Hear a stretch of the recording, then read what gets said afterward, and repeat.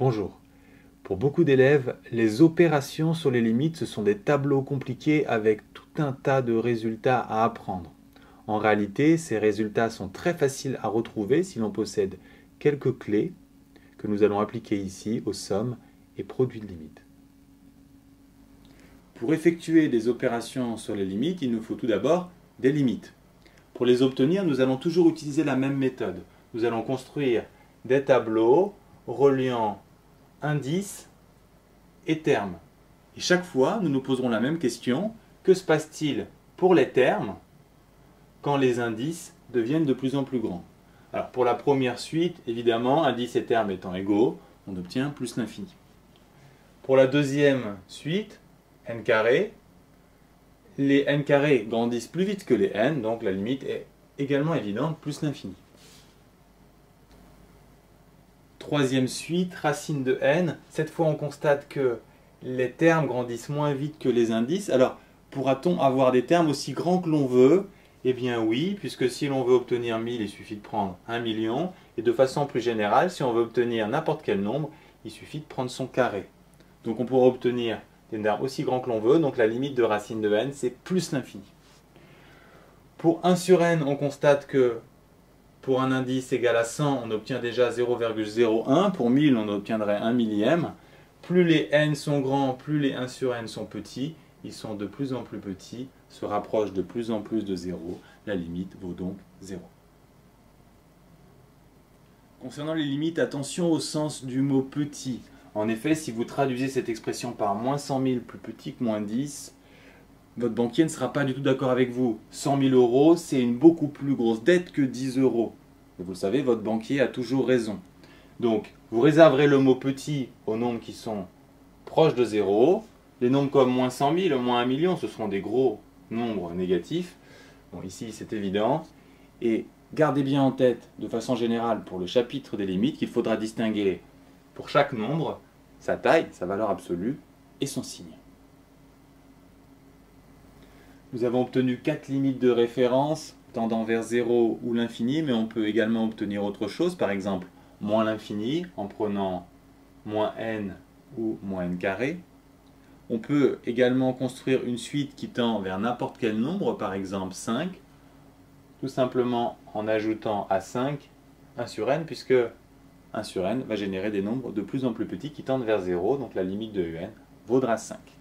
Si l'on s'intéresse maintenant à une suite construite à partir de deux suites, n carré et 1 sur n, essayons de déterminer sa limite. Les n carrés seront de plus en plus grands, les 1 sur n de plus en plus petits, de plus en plus proches de 0, donc la limite vaudra plus l'infini. Pour ceux qui ne sont pas convaincus, remplacez par 1000, vous aurez 1 million plus 1 millième, les millièmes ne pèseront pas lourd face au million. Nous venons d'effectuer une somme de limites, et en fait, toutes les sommes de limites sont intuitives. Si une suite tend vers 5 et une autre vers 3, leur somme va tendre vers 8. Et de la même façon, on obtient les résultats suivants. L'infini plus 7, quelque chose de très grand plus 7, on va obtenir quelque chose de très grand, que l'on ait 7 ou moins 2. Tous les résultats sont des évidences, 0 plus 0, pas non plus de problème, sauf l'infini moins l'infini. Attention ici, on ne peut pas conclure. Imaginez une banque. Elle a de grosses entrées d'argent et de grosses sorties. À partir de là, est-ce que vous pouvez conclure si elle est bénéficiaire ou déficitaire? Eh bien non, c'est ce qu'on appelle une forme indéterminée. Pour conclure sur ces comptes, il faudrait avoir des détails sur ses entrées et ses sorties. De la même façon pour les suites, il faut travailler au cas par cas. Si la première suite vaut n carré et la deuxième vaut moins n, la somme va valoir n carré moins n carré va l'emporter, puisque si vous prenez 1000, vous aurez des millions contre des milliers, et les milliers ne pèsent pas lourd face aux millions, donc la somme tendra vers plus l'infini. Dans le deuxième cas, c'est le contraire, vous irez vers moins l'infini, et dans le troisième cas, vous pouvez obtenir un résultat fini. En fait, tous les cas sont possibles quand on a une forme indéterminée, l'infini moins l'infini. Les produits de limite fonctionnent de la même façon. Imaginez que la première suite tende vers 5 et la deuxième vers 3, leur produit va tendre vers 15.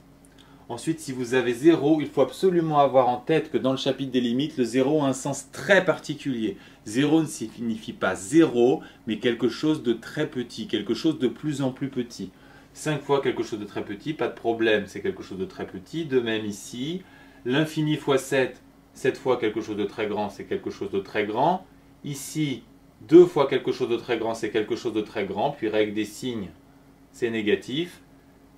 Maintenant attention, quelque chose de très grand fois quelque chose de très petit, on ne peut pas conclure. De même ici. 0 fois 0, quelque chose de très petit fois quelque chose de très petit, vous obtenez quelque chose d'encore plus petit, donc 0. Et enfin, l'infini fois moins l'infini, si l'on s'intéresse à la taille, quelque chose de très grand fois quelque chose de très grand, c'est bien quelque chose de très grand. Et la règle des signes nous donne moins l'infini.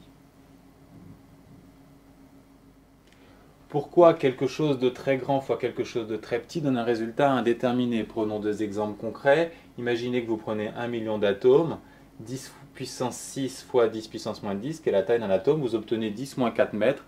Moins d'un millimètre, c'est très petit.